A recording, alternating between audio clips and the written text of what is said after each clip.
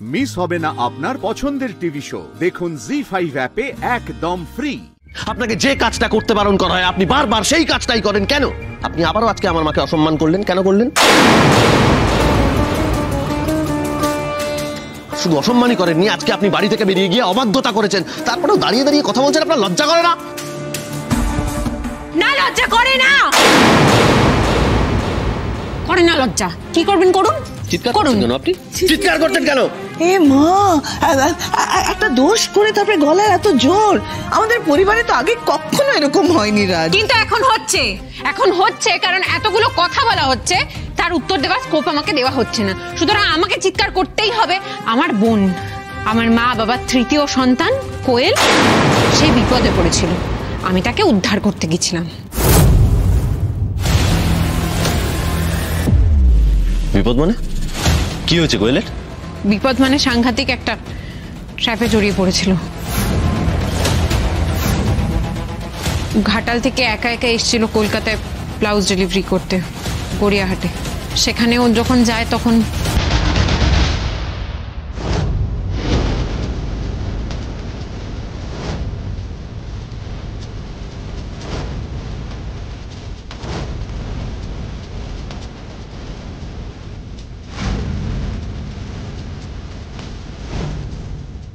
মা হঠাৎ করে আমাকে সন্ধ্যাবেলা জানায় যে ওকে পাওয়া যাচ্ছে না। তারপর আমিও বেরিয়ে পড়ি ওকে খুঁজতে।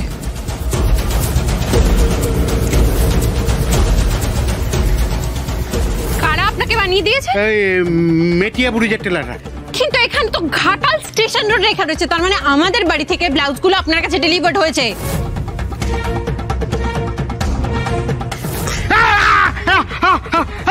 ধর।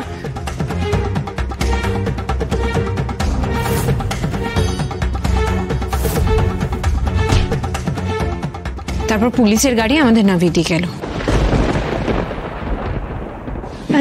আস্তে আস্তে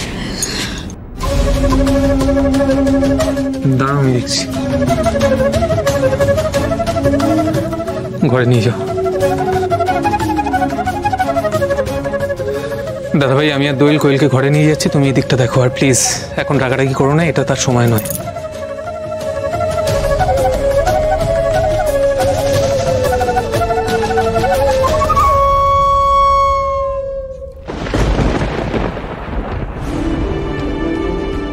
এবার বুঝলেন মিস্টার ব্যানার্জি, আপনার কথা অনুযায়ী আমি কেন অভদ্রতা, অসভ্যতা, অবাধ্যতা করেছি?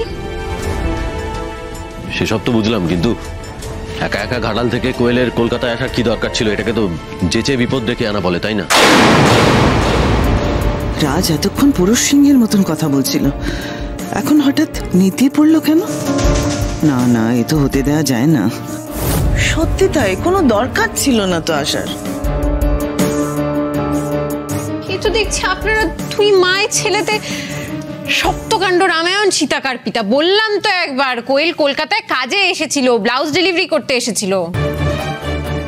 এবার বুঝতে পারছেন তো এই মেয়েদের বাইরে বেরিয়ে কাজ করাটা কেন আমি অপছন্দ করি? না, বুঝতে পারছি না। আপনার এই কথাগুলো আমি বুঝতে পারি না, আমার মাথার ওপর দিয়ে যায়। আপনাকে আগেও বলেছি, আবারও বলছি, আমরা চার বোন কাজ না করলে আমাদের সংসার চলবে না। তাই আপনার মতো চাপদাড়িওয়ালা লোক যদি চায় হঠাৎ করে যে আমরা চার বোন কাজ করা বন্ধ করে দেবো, সেটা তো সম্ভব নয়। কারণ হঠাৎ করে আমাদের তো কোনো দাদা বা ভাই চলে আসতে পারবে না। সুতরাং আমাদের কাজ করতে হবে, কাজ করাটা প্রয়োজন। বেশ, ঠিক আছে, সে না হয় বুঝলাম, কিন্তু তাই বলে আপনি এভাবে সুপারম্যানের মতো গিয়ে কোয়েলকে বাঁচাবেন? Super woman? আর আমার বোনেদের জন্য যদি আমাকে সুপার উম্যান হতে হয়, বারবার হব। আপনাদের মতো লোক এই ঠান্ডা ঘরে বসে সেই সব কথা বুঝবেন না। কিন্তু আমি একটা কথা বেশ বুঝতে পারছি, আপনি কিন্তু নিজেকে ভালোই বিপদের মধ্যে ফেলতে চলেছিলেন। একটা ফোন করে জানাতে পারতেন না, মানে ব্যস্ত থাকতেই পারেন, তাহলে যখন আমি ফোনটা করছিলাম ফোনটা রিসিভ করতে পারতেন, সেটাও করলেন না। কি হতো ফোন রিসিভ করে? এখন বলছেন বাড়িতে ঢোকার দরকার নেই, বাড়িতে কোনো জায়গা হবে না, তখন বলতেন এই বাড়ি মুখই হতে হবে না।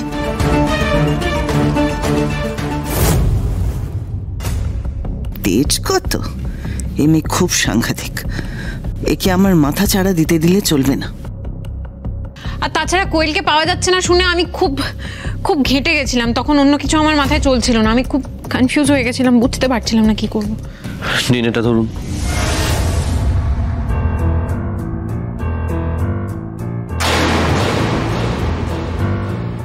Thank you. এবার ওপরে যান, দেখুন কোয়েলের যদি কিছু প্রয়োজন পড়ে। উপরে যাব? শিওর আপনি? মানে দিদি দেখে নিতে পারবে? মানে কোয়েলের যদি কিছু প্রয়োজন হয় দিদি দিয়ে দিতে পারবে? কারণ আপনার 5 মিনিট আগে স্টেটমেন্ট অনুযায়ী এই বাড়িতে তো আমার জায়গা হওয়ার কথা নয়, সুতরাং শিওর? আপনি এত কিছুর পরেও এত কথা কি করে বলতে পারেন আমি না বুঝে পাই না, জানেন তো? যত সব অবান্তর কথা। সবিতা দি, ফার্স্ট এড বক্সটা নিয়ে এসো। এত চিৎকার করবে না তো, ধরুন এটা। সবিতা দি, এটা ধরো, হাতটা বাড়ান। এটা নেওয়ার জন্য বলিনি আপনাকে, 2 হাতটা বাড়ান। জড়িয়ে টড়িয়ে ধরবে নাকি? কেন, কি করবেন? আমার হাত কেটে দেবেন আপনার মাকে ধাক্কা মারার অপরাধে? যদি আমি ধাক্কা মারিনি। তো সব বাজে কথা, এত কেন কথা বলেন? 2 হাত বাড়াতে বলেছি, বাড়াবেন। দেখেছেন হাতটার কি অবস্থা? সরি সরি সরি, দেখেছেন কি অবস্থা করেছেন হাতটা? ওই হাতটা দেখি। এখানে কিছু হয়নি। বেশ, ঠিক আছে, আপনি চলুন, আসুন, এখানে বসুন। আরে বসুন, ওষুধটা লাগিয়ে দিই, বসুন। ওষুধগুলো তো আমার জ্বালা করে, আমি কিছু দেবো মানে? আরে আরে, ওষুধ লাগাবো না মানে এটা কি? বসুন এখানে, কেন লাগাবেন? এগুলো জোর জবরদস্তি হচ্ছে কিন্তু। ওষুধ তো লাগাতেই হবে। এই লাল ওষুধটা আমি, প্লিজ এটা করবেন না, আমি বলছি। এই লাল ওষুধ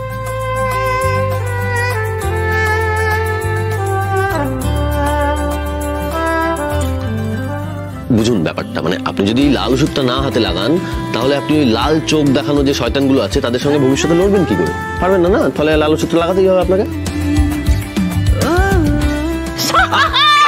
আস্তে, এখনো ওষুধটা লাগাইনি, দাঁড়ান, আগে লাগাই। আগে থেকেই উয়া।